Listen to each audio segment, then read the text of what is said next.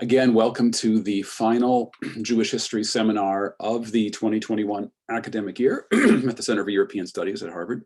I'm Derek Penslar. It's been my pleasure to convene the seminar this year. We've had some wonderful speakers and conversations, and I'm particularly grateful that our final speaker for the year is one of the most eminent modern Jewish historians in the world, Professor Michael Brenner, who will be speaking to us today about a new book, but I'm going to give you a bit of an introduction about him before that. Michael Brenner is professor of Jewish history and culture at the University of Munich. He is also the Seymour and Lillian Ebenson Chair in Israel Studies and the director of the Center for Israel Studies at American University in Washington, D.C. Michael Brenner has held visiting positions in many institutions in Haifa, Paris, Budapest, Vienna, Stanford, and Berkeley. He's an elected fellow of the Bavarian Academy of Sciences, the American Academy of Jewish Research, and the Accademia Nazionale Virgiliana in Mantua. He is the international president of the Leo Baeck Institute for the study of German Jewish history and serves on the boards of many institutions, including the Jewish Museum of Berlin. And Michael Brenner has distinguished himself as a modern Jewish historian, a historian of German Jewry, a historian of Zionism in Israel. He's published many books, including In Search of Israel, The History of an Idea, a wonderful overarching history of the country, A Short History of the Jews, a one-volume history of all of Jewish civilization, a marvelous monograph called Prophets of the Past, Interpreters of Jewish History, a wonderful study of Jewish culture in Weimar, Germany, called The Renaissance of Jewish Culture in Weimar, Germany. After the Holocaust, Rebuilding Jewish Lives in Post-War Germany. And then most recently, he published a book, In Hitler's Munich, Jews, Anti-Semitism, and the Rise of Nazism. And that's the book from which Michael Brenner will be speaking today. So Michael Brenner he's prolific, his erudition is vast, as is his range. And I've really had a great pleasure working with Michael in one capacity or another for decades now. It's just mentioned that Michael's commitment to the profession is quite generous in terms of his graduate mentorship and his service to the profession. He's edited 19 books. I don't think I've read all of them. And on top of everything else, Michael Brenner has been awarded the Order of Merit by the Federal Republic of Germany. That honor came in 2014. And then just last year, he was the first recipient of the Salo W. and Jeanette M. Baron Award for Scholarly Excellence in Research on the Jewish Experience. So it's quite a pleasure to have you with us, Michael. And we very much look forward to your talk about your new book. Michael will talk for about 40 minutes. And I encourage you, while Professor Brenner is speaking, if you have questions, you don't have to wait for the end of his remarks. You can use the Q&A feature on Zoom, type in your questions, and then when he's done, we'll just go into half an hour or so of discussion, which we look forward to as well. So Michael, the virtual floor is yours. Thank you, Derek. It's always a real pleasure to be with you, even though it's only virtual. And thanks for having me. I have very fond memories of the Minda de Günzburg Center when I lived in Boston, taught at Brandeis in the 90s. I wish I would be there in person. I wish I would see my audience. So the topic today is the time in Munich after World War I.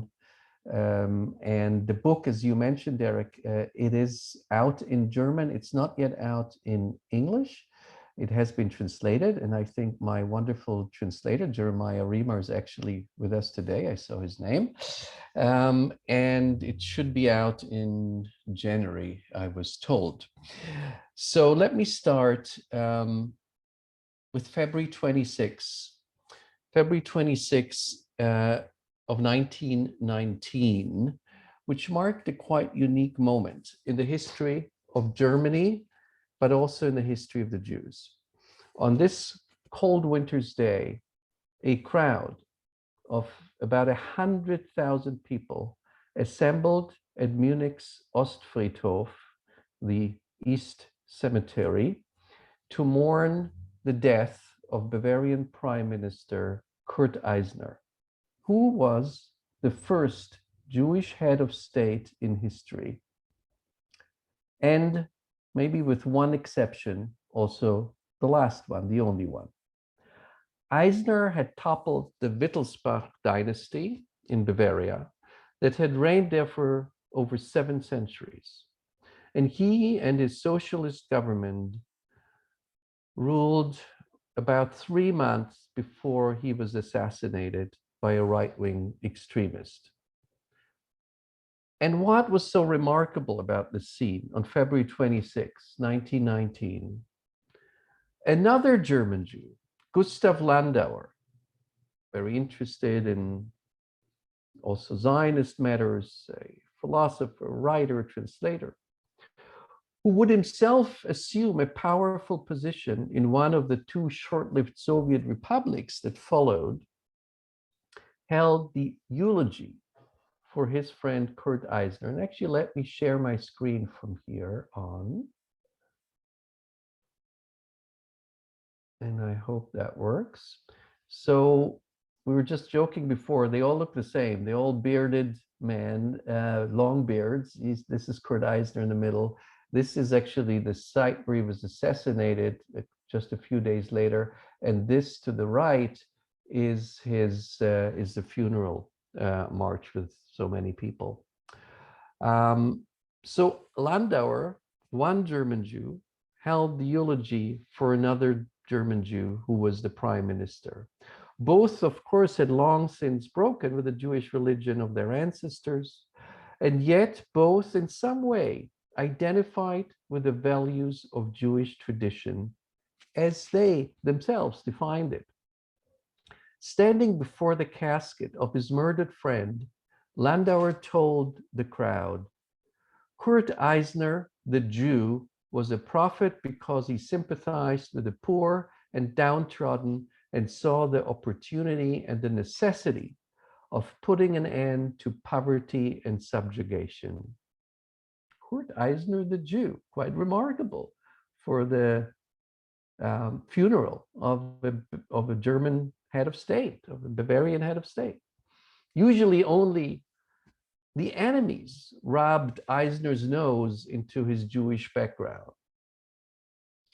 But more about this later. The philosopher Martin Buber, a close friend of Landauer, an admirer of Eisner, and probably the most important emerging German Jewish philosopher, had visited Munich at Landauer's invitation in February of 1919. He left Munich on the very day Eisner was assassinated, and he summarized his impressions of his visit to the city as follows.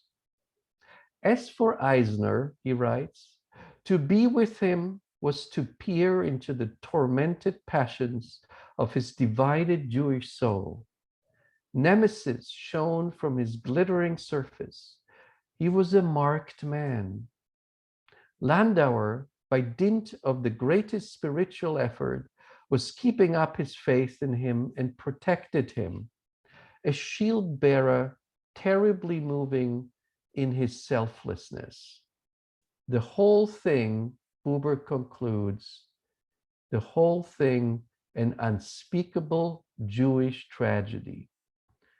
So here we have maybe the most important German Jewish philosopher writing about the assassination of Kurt Eisner, the Prime Minister of Bavaria. Here you see both of them, again, 2 long-bearded men, Landauer on the left and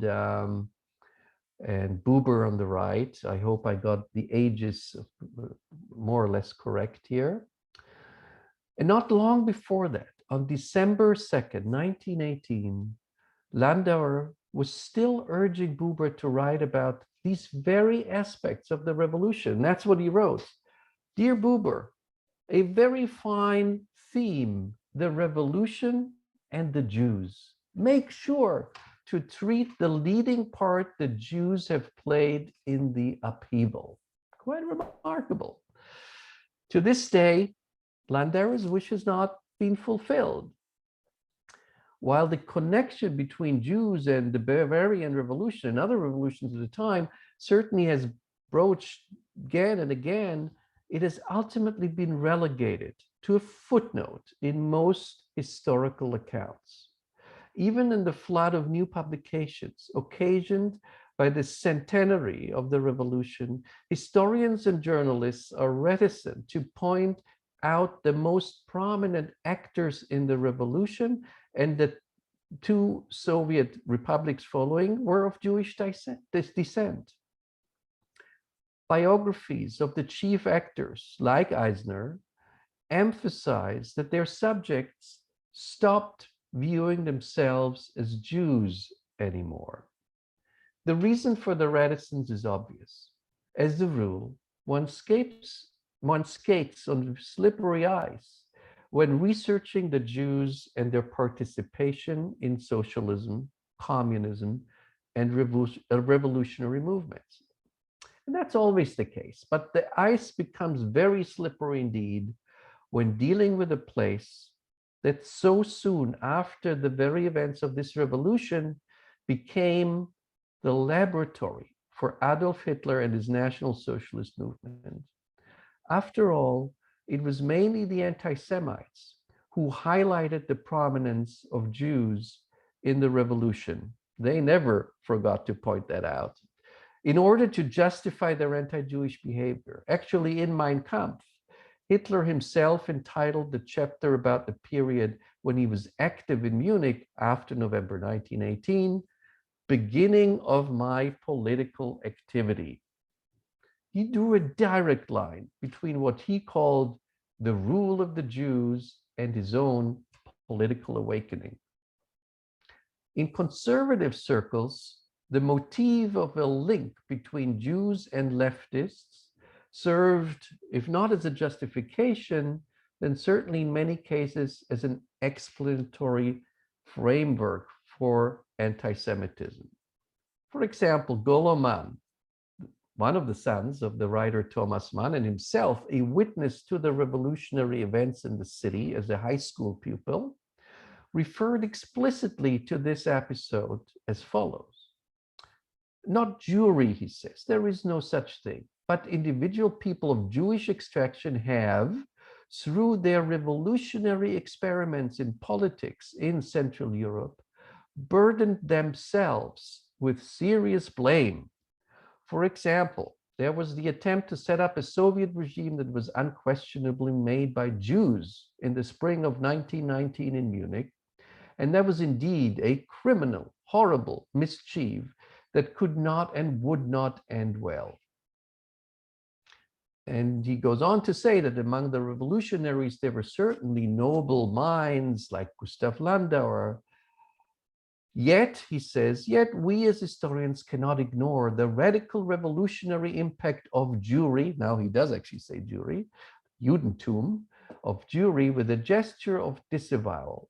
It had serious consequences. It fed the view according to which Jewry, or the Jews, were revolutionary, insurrectionary, and subversive in its totality or overwhelmingly. An even sharper formulation of the same sentiment came after the Second World War, so late, from prominent German historian Friedrich Meinecke. In his book, The German Catastrophe, he writes, "Many Jews were among those who raised the chalice of opportunistic power to their lips far too quickly and greedily. They now appeared to all anti-Semites as the beneficiaries of the German defeat and revolution." For many contemporary witnesses, as well as subsequent interpreters of these events, there was a clear causality.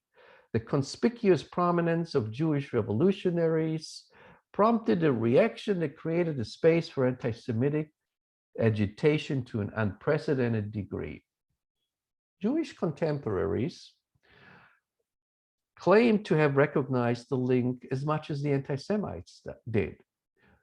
I believe we must be vigilant in confirming such a causality, to be very cautious. If it is suggested that Hitler and other anti-Semites really needed Jewish revolutionaries in order to spread their ideology, then one does encourage the argument that in the end, the Jews themselves were to blame for their misfortune.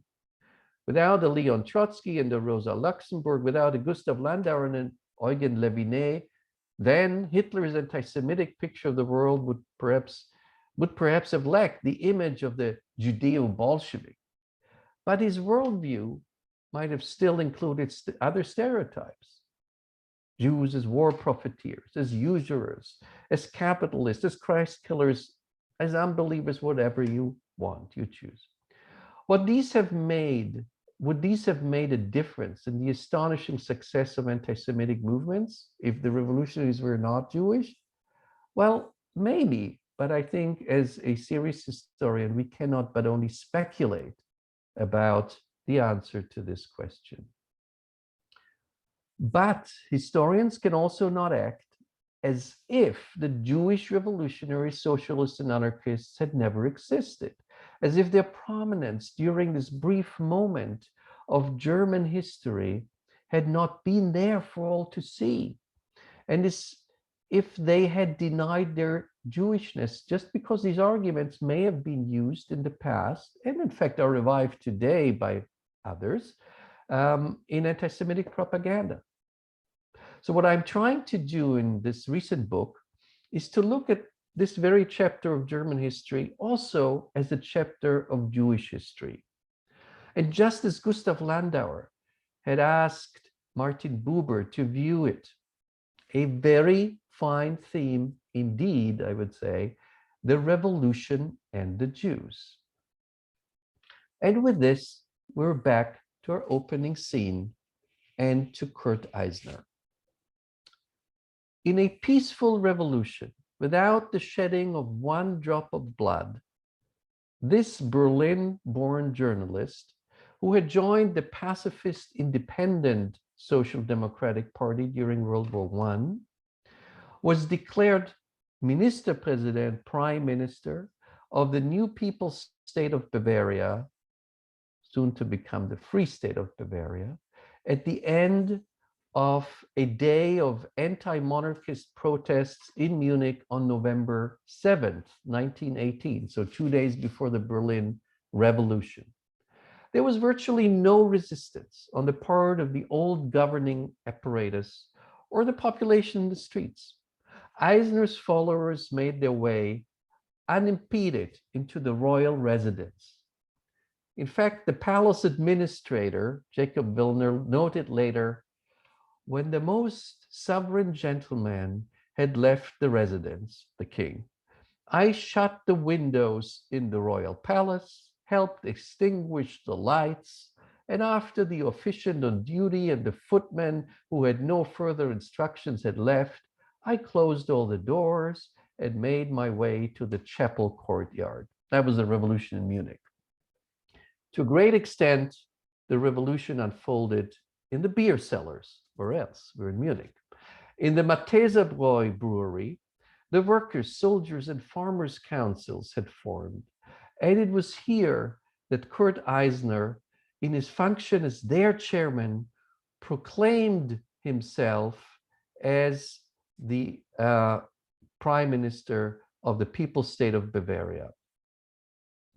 Munich had gone to bed as the capital of the Kingdom of Bavaria, only to wake up as the capital of the Bavarian People's State, noted Joseph Hofmiller, a conservative journalist, on November 9th, 1918, in his diary.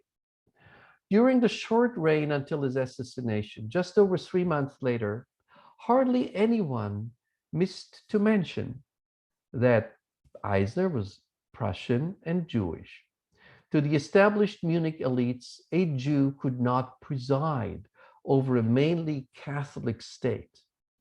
Thus, the Catholic Church's representatives, very important in Munich, immediately cast doubt on his authority. 4 days after the revolution, Munich's Archbishop, Michael Faulhaber, noted in his diary that the people would not follow Eisner because, as he writes, it is not the same whether the people look up to a king with trust and a sense of religious obligation, or whether they say, what does this Jew have to do with us? Faulhaber, certainly one of the most respected and powerful people in Munich at the time, Faulhaber was alluding to a public mood that extended widely through clerical circles. The Archbishop of Bamberg, also part of this new Free State of Bavaria, Jacobus Hauck, took a similar tone, writing in a letter to Faulhaber, it would be ignominious for the church if a pastor were to be appointed by a revolutionary government headed by a Jew. The Catholic people, I believe, would never forgive its bishops giving way in this regard. Instead, they would interpret this as weakness, if not as something worse.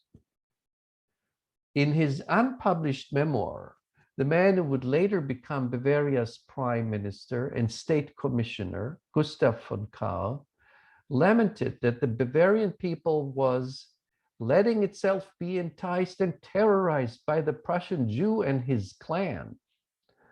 It was of little help to Eisner that he actually could count on support not only from intellectuals or frustrated soldiers, but that he also marched side by side with the popular blind peasant leader Ludwig Gandorfer, and that he had included the Bavarian Peasants' League in his government. Among his fellow socialists, he also was frequently identified as a Jew, with the only difference that they would make their comments mostly privately. During the period of upheaval, his rival within the Social Democratic camp, this majority Social Democratic leader Erhard Auer, made use of anti-Jewish stereotypes as when he talked about how Jewish money was going to be at work helping his rival Eisner, or how the independent Social Democrats and the Jews certainly knew how to exploit a possible trial against Eisner for their own purposes. In addition, he articulated the claim that the Jews probably had ducked military service. And according to press reports, the majority Social Democrat Schöneck complained before an assembly of workers in Munich on November 12th that Eisner was a Jew. In a Christian state like Bavaria, he said, no Jew could be the head. We don't want a Bavarian Trotsky, which Eisner definitely was not. He was a rather moderate Social Democrat. And one of the most depressing archival finds I made in connection with the revolution in Munich is a bundle of two very thick files with hundreds of anti-Semitic hate letters against Eisner, which contain frequent incitements to violence. They include, for example, a postcard addressed to the Hebrew residents in Munich, or a letter to the King of the Jews in which it says, control yourself or disappear to the country where you belong, to Palestine. A member of the so-called Association for Self-Help writes, you're no German, but rather a tolerated alien.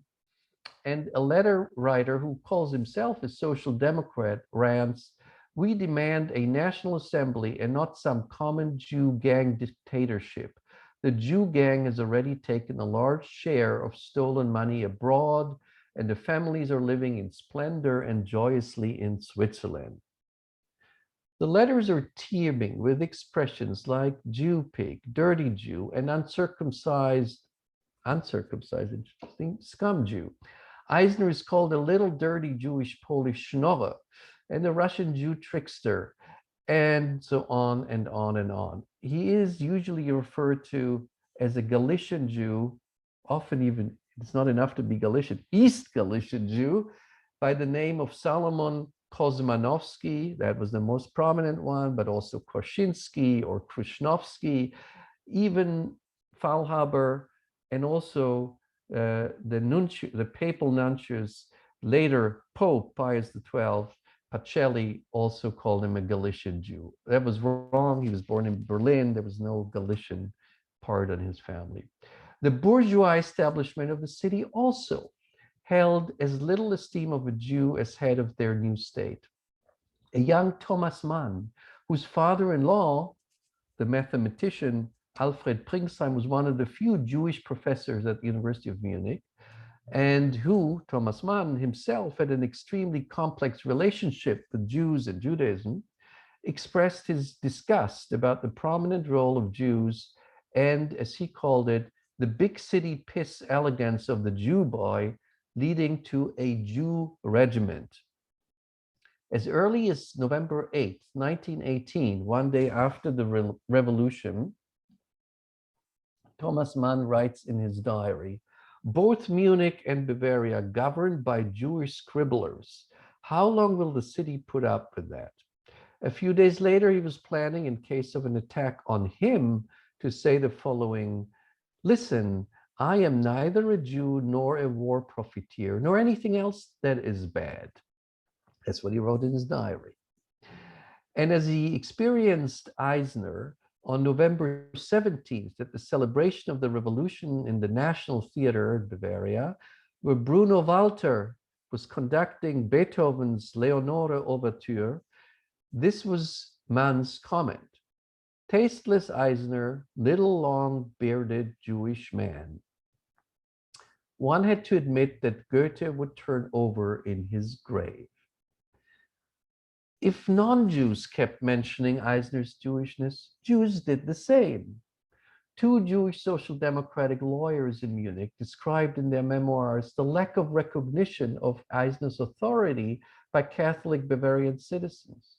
One of them, Max Hirschberg, wrote, "Kurt Eisner was a tragic figure with the light touch of Don Quixote about him. A Berlin Jew who, in addition, was only a journalist, was seen by the established Bavarian society of peasants and the petit bourgeois as a rogue, while the well-nourished Erhard Auer, the Bavarian moderate social democrat, was regarded as one of their own."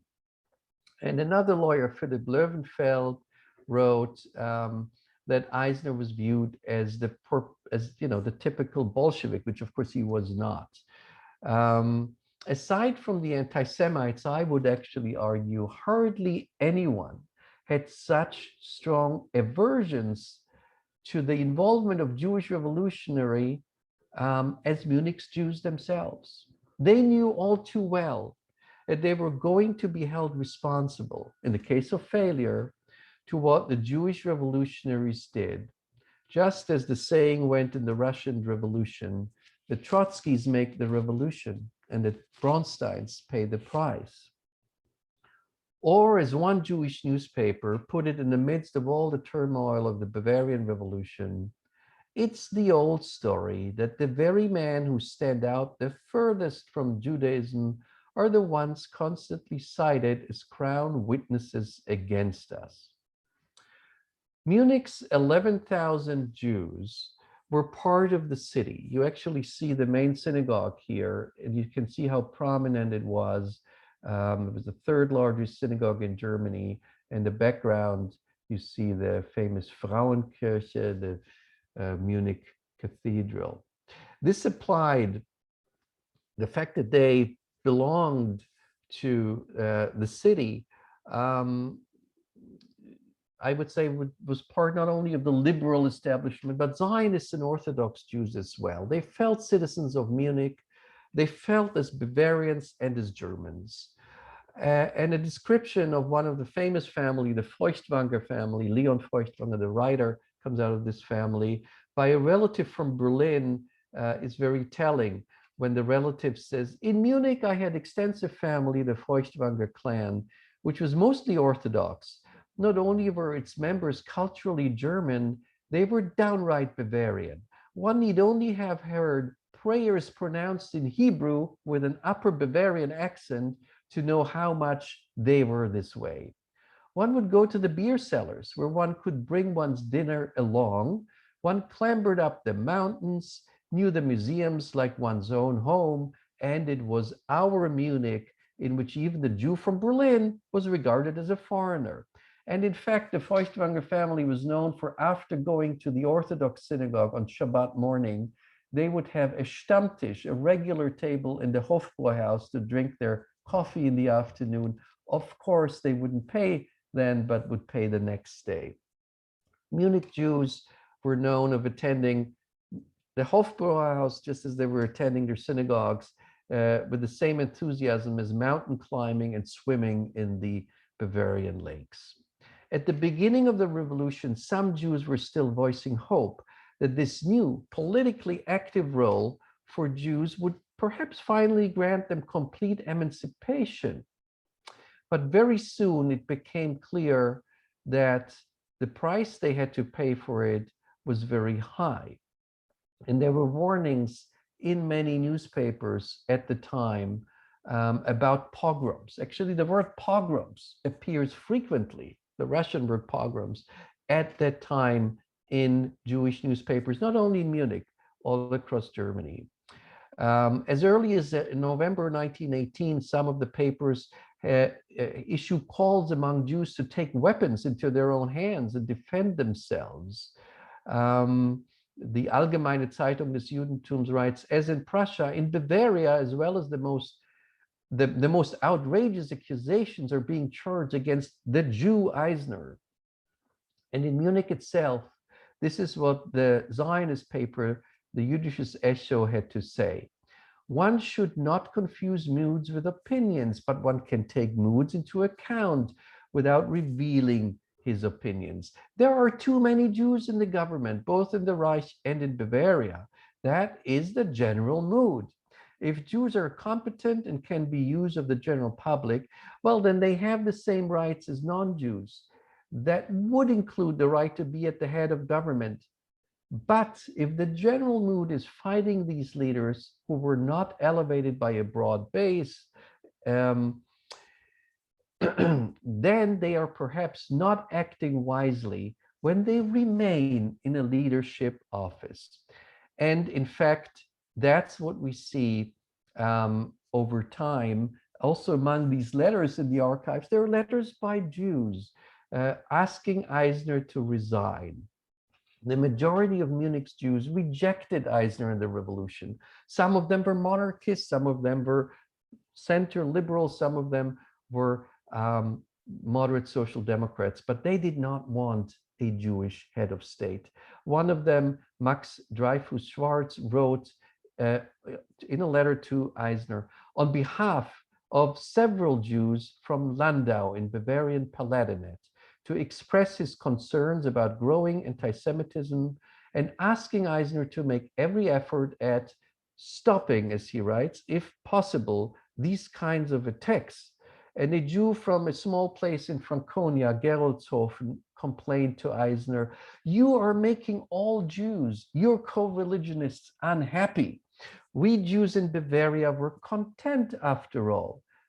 But now Eisner and his Jewish comrades were driving all of Jewry into ruin. For now the charge is being brought against us everywhere, this letter writer says, the Jew bears the blame for every misfortune. Kurt Eisner, of course, rejected all kinds of interventions of this kind. But what is surprising, he took actually the time in the 3 months, the short period he was prime minister with so much to do, to respond to some of those letters in detail. And in one of them, Eisner wrote to a commercial councillor Meyer the following: "Dear sir, the views you hold have emerged from the conscious or unconscious anxiety of Jews who, although they are not ready to risk their lives for a revolutionary cause, do worry that their precious lives could suffer if the failure of revolutionary uprisings results in popular discontent being deflected against them. I am not the minister president of Bavaria because it gives me pleasure," he says. "I will bless the day on which I no longer hold this office. But I am the creator and representative of these most wonderful of all freedom movements, and this makes it my duty to hold out as a living symbol." And Eisner ended this letter to this Jewish letter writer on a note of irony about how breaking symbolically with the old regime's discriminatory past was both necessary and hardly radical. He says, "It would truly have been worthwhile to fight for this powerful revolution if its new spirit should consist of showing consideration for the background of this or that leading figure, I have truly bigger concerns than showing even momentary consideration for such questions of tact from a time gone by and overcome. No offense intended, your Kurt Eisner. In the meantime, the actual calls to kill Eisner increased, despite the fact that he was no radical revolutionary. Most of his demands were in line with the mainstream Social Democratic Party. He pledged an 8-hour day for workers, suffrage for women, which was actually achieved, and he quickly put into practice these promises. He did not rule out the notion of councils of local workers, soldiers, and farmers, but he actually did call for elections to the Bavarian Diet. And the result was a pretty crushing defeat for his own party. The Independent Social Democrats got only 2.5% of the vote. He was prepared to resign, and with the letter of resignation in his pocket, on February 21st of 1919, he was shot dead on the way to the Bavarian parliament. Now, his assassination story is also somehow a Jewish story. His assassin was young Count Anton von Arco, 21-year-old. He knew that because of his mother's family, the von Oppenheims, he was not accepted in the extreme right-wing circles he so desperately wanted to join, the Thule-Gesellschaft. On February 21st, 1919, young Count von Arco packed his gun, wrote a farewell letter in which he also wrote, of course, about Eisner the Jew, and hoped that his deed would become his entry ticket, if he were to survive, into the Aryan circles that had earlier rejected him. A time of political chaos followed, culminating in 2 short-lived Soviet republics in April of 1919.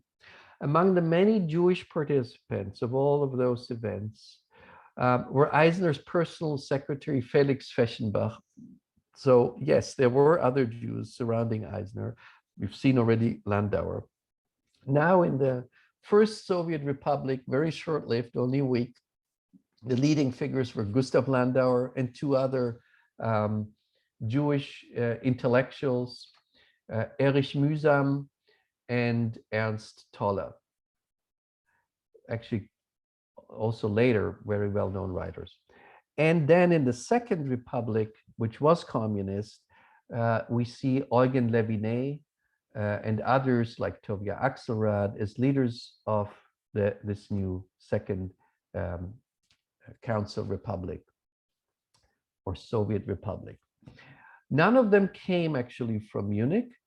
The vast majority of the local Jewish community was opposed, as we have seen, and one of their representatives of the Jewish community, in fact, the head of Munich's Orthodox synagogue, Ohel Jacob, and a respected member of Bavaria's commercial elite, commercial counselor Sigmund Frankl, wrote a public letter to Erich Mühsam, Dr. Wadler, Otto Neurath, Ernst Toller, and Gustav Landauer. He addressed them, not, as he said, not as a frightened capitalist worried about his property and possessions, but rather because I acknowledge with pride and out of inner religious conviction my membership in that community of faith to which you or your parents once belonged.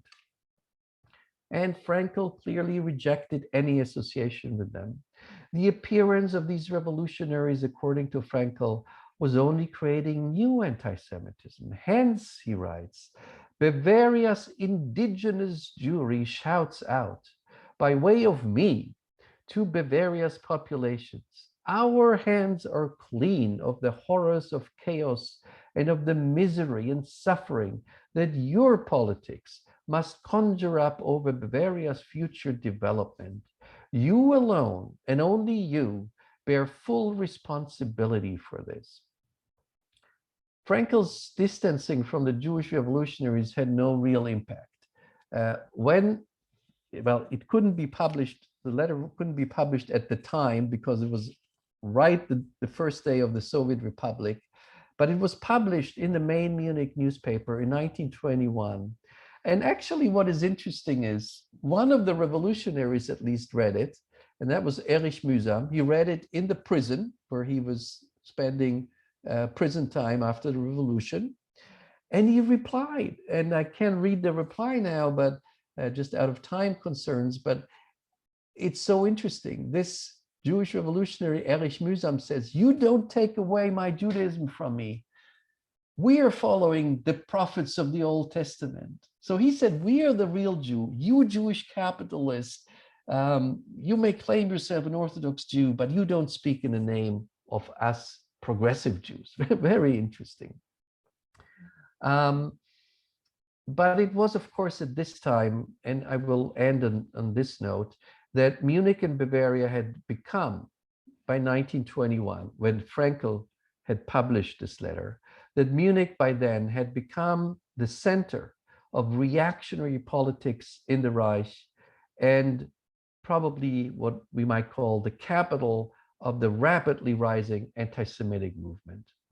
Adolf Hitler had founded an increasingly popular movement with Munich as its center.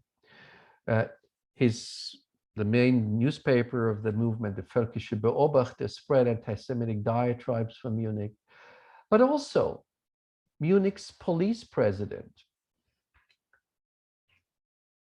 Ernst Pöhner, was an early follower of the new Nazi movement. Bavarian Prime Minister and later State Commissioner von Kahr, this is Pöhner, by the way, here on the picture right, this is von Kahr. Von Kahr came to power twice, once as Prime Minister, once as State Commissioner with almost dictatorial powers. In both cases, he tried immediately, in the first week of his tenure as Prime Minister, to expel East European Jews from Bavaria. And it was these years between 1920 and 1923 when we see the failed Hitler beer hall putsch that Munich's Jews now really had to pay the price for the revolution and what people associated with Jewish socialist communist revolution. When the anti-Semitic climate in the city rose to an unbearable new height in 1923, a frustrated Frankl reminded readers of the Berliner Tageblatt of his public letter against the Jewish revolutionaries, only to point out that now he's forced to forewarn the leading man of the Bavarian government with equal candor that the German Völkisch wrong track now being taken by another extreme, with the silent approval of the Munich police headquarters, must unfailingly lead us into a new chaos of destruction, devastation.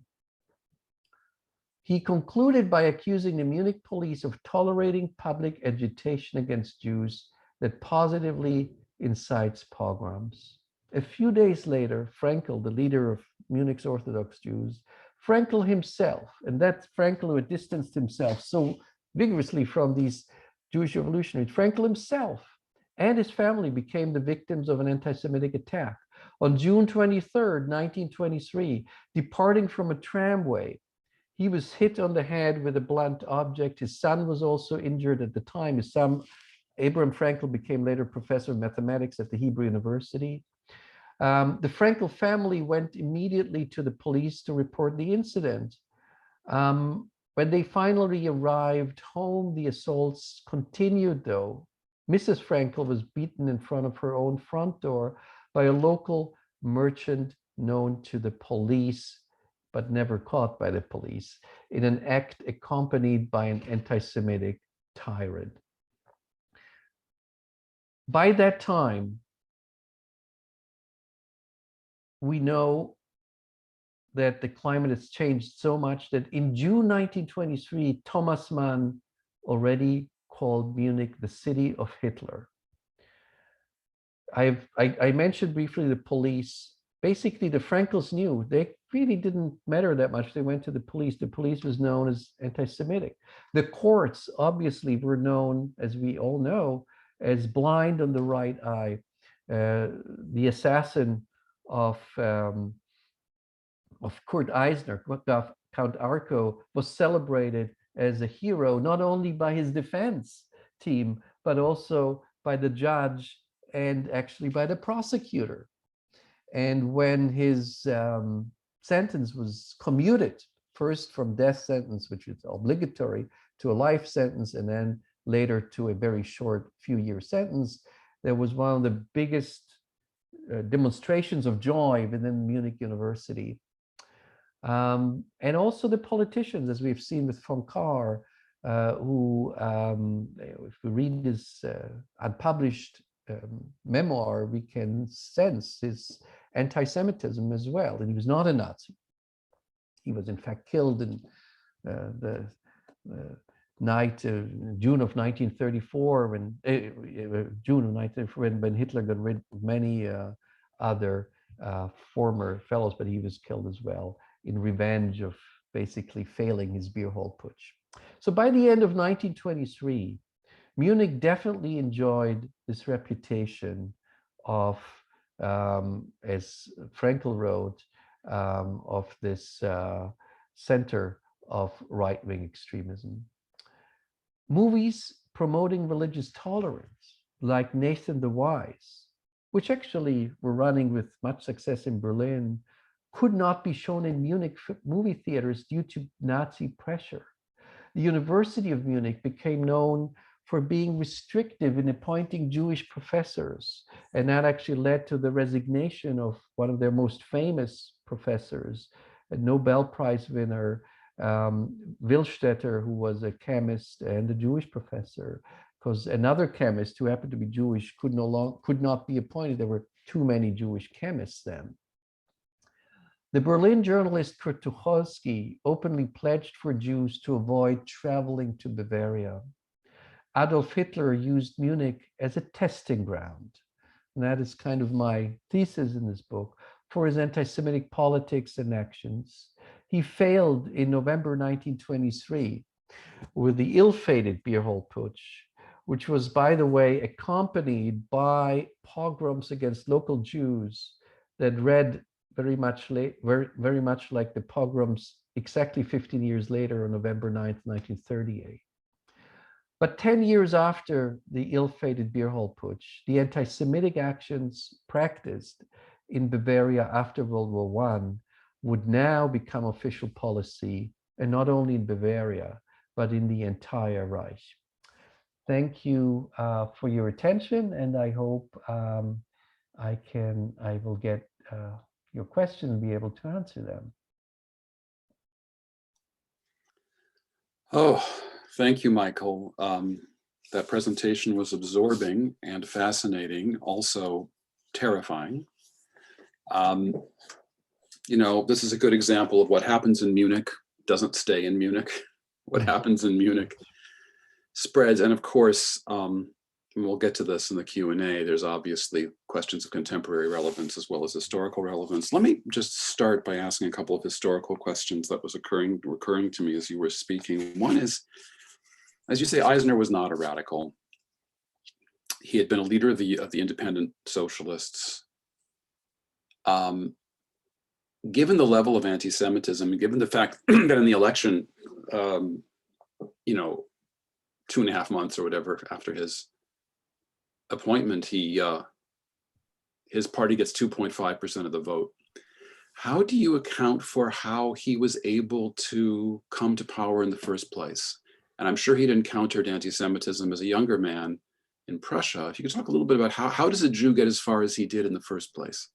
It is interesting, and many observers, including Jewish observers, are surprised how popular he seemed to be in that very moment in November of 1918 with the soldiers and with the workers in Munich, and that doesn't seem to care to them at this moment that he was Jewish or Prussian, which I don't know what was worse in Munich. And he, as I mentioned, he even had support of the peasants leader at that point. So first of all, there is a big difference between Munich and the provinces. And of course, Bavaria was a very rural agricultural country at the time. His party did get much more support in Munich than countrywide. So the 2.5% are countrywide, statewide. But still, it was it's a very conservative state. And I think a lot had to do with the frustration in that very moment, soldiers being dissatisfied. I mean, the same way as you see revolutionary events unfolding in Berlin, only that there, besides, some figures, which there existed, the Jews were not as prominent. And I think the second moment when you see, despite the 2.5%, there was a certain popularity, was that when he was assassinated, there were 100,000 people marching behind his coffin, which was the largest funeral procession Munich had seen, more than when the king had died. And that is really remarkable. So it's hard to bring those things together, but even Faulhaber, who did not, the cardinal, later he was archbishop, later was cardinal, when he died, and he was not a friend of Eisner, as we heard, but he wasn't so happy because he thought something more radical would come. So some people, I think, at this moment also thought Eisner would bridge the radical revolutionaries and the more moderates.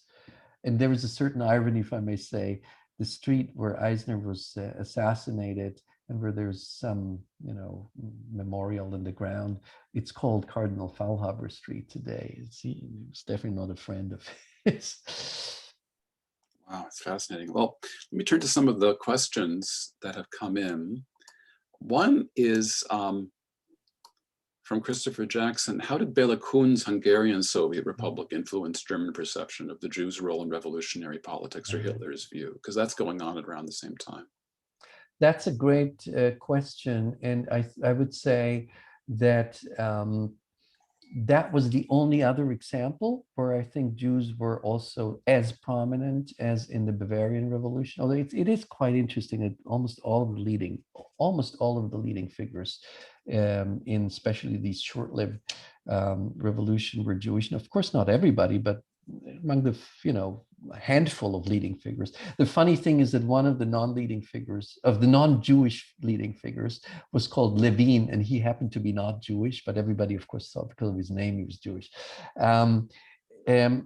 Sure, I think it was Bela Kuhn, it was the Bavarian figures, it was Trotsky in Moscow, and also Rosa Luxemburg in Berlin. They all, there's a lot of literature written also recently about Jewish revolutionaries in this period. And I think that all played a big role. There's, if you could a little bit more about how Eisner is memorialized today in Munich. You mentioned there's a small memorial for him. Is it just like a little plaque, or are there any other forms of memorial? Well, I could give a whole lecture on that. I will spare you. But so first of all, Eisner was vilified in Munich, not only in the 20s and 30s in a conservative government, but long after World War II. And you can see actually in respected historians' writings, Gerhard Ritter, the old one, not the one who just died recently, but a very, very famous German historian in the 1950s, 60s, still writes in the 50s. His actual name was Kosmanowski. But in Munich, when I taught a class on this in Munich, I invited the then Social Democratic mayor, Christian Ude, to my class because he's a big fan of Eisner. And he fought during his tenure in the early 2000s for the rehabilitation of Eisner. And Ude, the mayor, told my students, he said he had never seen so much resistance and emotions, even around 2000, when the name came up. A little bit before that, I think it was in the 80s. Sorry, that was, I should be correct. It was in the 80s that he saw that, when he was a city councilor, not yet mayor. And the discussion came up to name a street after Eisner. And there was so much confusion that still in Munich today, many people think Eisner was part of the Soviet republics, but of course he was already assassinated. People don't have the chronology in mind. In the end, the street was named after Eisner. It is in Neupella, for those of you in Munich, not exactly in a central location. Actually happens to be close to the Karl Marx Straße. Then the memorial where he was assassinated, that was right where today, where the most lavish Munich hotel, the Bayerischer Hof, is situated, and the owners of the hotel refused to have a plaque on their wall. So the city decided it's like in the ground. You can see his body kind of in the ground. You know, some people like it, some don't like it. But under this Social Democratic Mayor Ude, there were two new initiatives. There's one little monument in the Mate, which used to be this beer hall where he was claimed prime minister, and there was a new one which most people, whenever I ask my students, nobody knows of its existence, and it's only like 10 years old, and it doesn't. I don't think it's very successful. Amazing. There's a question there's two interrelated questions. One is about when von Kahr expelled the Eastern European Jews, what was the reaction from the older and established Jewish families? What were about like the Prinzheims or the Feuchtwangers? Yeah, and thank you. That's Rainer Pommerin, who himself has written so much, and I really profited very much from your research. Big difference between families like the Prinzheims and the Feuchtwangers. So the Prinzheims, this is the in-laws of Thomas Mann. I don't even know if we could call them a Jewish family. I mean, Alfred Prinzheim, I think, he never converted, but his wife actually came already from a converted family. So they didn't feel themselves really, I think, as a Jewish family. Definitely were not members of the community. On the other hand, the Feuchtwangers were a very Orthodox family. And then there's, of course, many families in between. And so if we ask about the Jewish community as a whole, and that I consider maybe my contribution, original contribution in this book, is to really research the Jewish reaction to these events in this time. It's interesting. They could have taken a position where they said, you know, it's the East European Jews, let the anti-Semites like get their steam out on them. And no, they most of them really very, very strongly defended the East European Jews, and they tried successfully, I should say, to prevent the expulsion of most of them. Some, as Professor Pommerin knows, of course, some were expelled, but most of them were not expelled. And you know, the reason for expulsion could be any crime. It could be a traffic delict or something. It didn't have to be some, or if a family got wealthy within a certain period, that was already enough reason to say, oh, they cheated their wealth and so on. So the Jewish community tried to defend them. But what really helped, and that was the interesting point, when I said before, the anti-Semitism was strong in the main institutions in Munich: police, the courts, the Bavarian government. Whom could they turn to prevent the expulsions of these East European Jews? There was one source that actually helped, and that was the foreign consulates.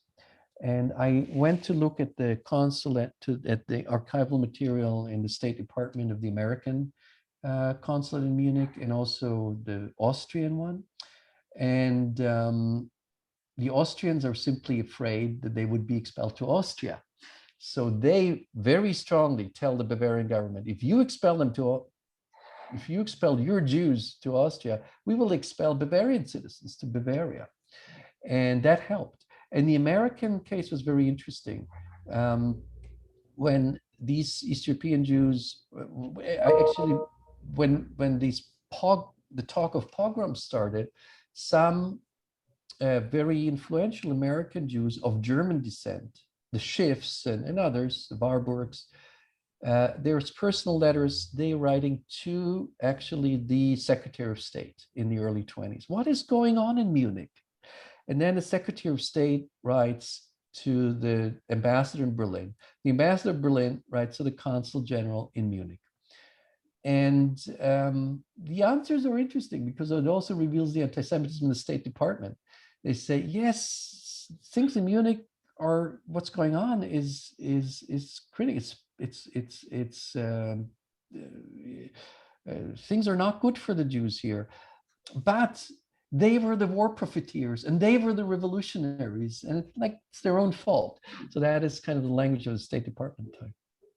Right. Well, a follow-up to that question comes from Jeremiah Reamer, who says that he sees three contemporary narratives at work in your talk. One is a right-wing anti-Semitic, Juden sind unser Unglück, the Jews are our misfortune. The second is a liberal conservative variation from Goleman, for example, or Meinecke, the Jews are their own misfortune. And then a conservative Jewish narrative, as in Frankel, the socialist revolutionaries are the Jews' misfortune. In other words, a kind of blame shifting going on. And he writes, we're familiar with this dynamic of blame shifting about the sources of hatred today. Were contemporaries aware of it? Or was each one locked so tightly into their own way of seeing the world that they couldn't see that other people were trying to do the same thing in different ways? First of all, thank you, Jeremiah. He knows this book better than anyone else. He translated it into English. And of course, most of what I read today is also his language. So thank you for that question too. I don't know. I mean, honestly, that's a great question. I think some of the, smarter people, contemporaries, were well aware of it. And some people didn't want to be aware of it. They were very happy with their own narrative. So it's very hard to give a clear or general answer to that. But sure, and that I would say as we all know, the recipe for this amazing success of anti-Semitism, especially in the 20th century, is that so many different narratives come together, which seem to be contradictory, but for anti-Semites, they aren't necessarily contradictory, even if they see all the narratives. And then just to move in, there's a question I've been waiting for towards the end, which came from Rafi Stern, who's a doctoral student in the history department. He says, he's asking if you can situate the project with its emphasis on Jews and their embrace and rejection of revolutionary power in the moment of 2021. Aside from clearly correcting a historical omission, your work seems to speak to the present. And if you could. Yes, you're right. You have a good point. And I did so in an article I wrote for the Washington Post after January 6th. Where I did speak about the situation in Munich, especially failed beer hall putsch. I mean, when I saw these scenes on January 6th, and I live in Washington, not far from where it happened, immediately, of course, what comes to my mind is the scenes of Munich not in 1933, but in 1923, with all the differences. But here is what I think was what I was thinking at that moment. The beer hall putsch failed. Hitler obviously failed, but he didn't fail in the long run. 10 years later, he was back. And I think if we can draw one lesson with all the 100 differences we have, I mean, you can't even start talking about the differences, but the one lesson where we say history, of course, doesn't repeat itself, but it rhymes, is that don't think things are over when a coup is averted. The movement is still there. The sentiments are still there. And that's what I see, unfortunately, in America today. The movements behind this despicable actions of January 6th are still there. And I don't hope that in 10 years you see anything similar, and American democracy is a little more experienced and is a little more firm than Bavarian or German democracy 1923, but still it is frightening. I mean, how far this could get at this point. So yes, and actually I did write a new foreword to the English edition where I start with these events. So I didn't have that in mind when I started writing the book, but now that the English edition will appear, I had this very much in mind.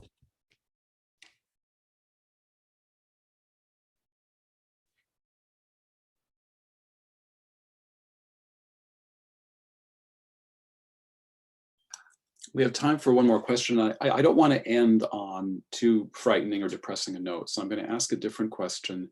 It's not so much, it's contemporary and historical, and it might be a self-referential question asking about you, not only as a scholar, but as someone who grew up in Bavaria. And that is, you've mentioned Jews in Munich who went to the beer halls, and they paid after Shabbos, but they went to the beer halls and they went mountain climbing and they went swimming and they enjoyed all the amenities and all the beauty that Bavaria had to offer. And they, at least some of them, had local dialect, spoken local. And I'm trying to get a finger on the difference between feeling Bavarian, which I think a lot of people listening today or viewing today might feel was a bit odd, and I don't know, Jews feeling attached to Boston or to New York or something.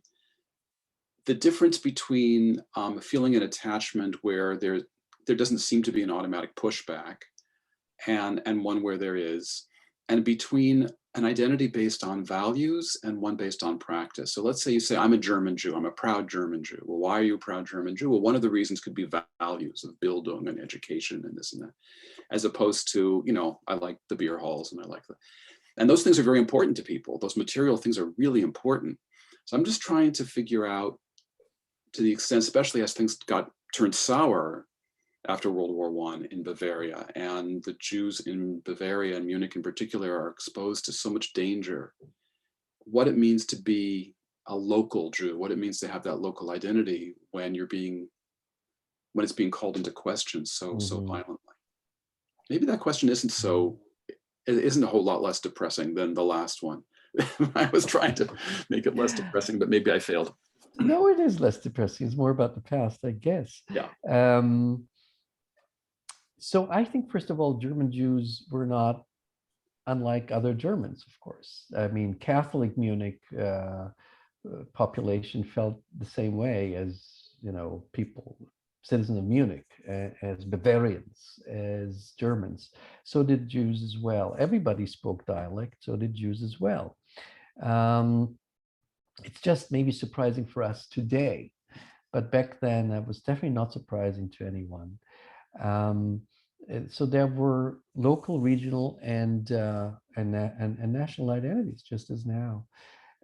I would just say, since you've started the question in allusion to today and myself, I have experienced it interestingly differently in my own time, growing up there in the 70s and so on. And there I felt that many of the Jews who lived there, well, first of all, they were almost all East European Jews. First Polish Jews, DPs, Holocaust survivors, and today, of course, Russian Jews. But when I grew up in this community, people hesitated very much to identify themselves, Jews in Germany. They called themselves, even their organization, Jews in Germany, and not German Jews. And being German, nobody said, I am a German. But it was easier to say, ich bin Münchner, I am from Munich, or even Bavarian. And when the German national team played, and now I'm talking, of course, the post-war period, like in '74, the German soccer team plays Holland in the finals. All Jewish people I knew, including my parents, they were for Holland. And not, how could you be for Germany, even if you lived there? But of course, you could be for Bayern München. Bayern Munich was fine, the team. And that, I think, shows a little bit that split identity after the war. But I don't think that existed after World War I. That's fascinating, and a whole other topic. Anyway, Michael, thank you for a wonderful talk and the discussion period. And the book that we're all looking forward to reading, either in German or in English when it comes out. Good way for us to end our academic year. And I hope to see all of you in the fall, preferably in person in that very crowded seminar room in Adolphus Busch Hall. But whether we're virtual or in person, we will be back. And again, thank you to the CES staff. Thank you to Vasilis and to Laura and to Michael, without whom none of these technological wonders would have been possible. So I'm very grateful to you all, and thank you again.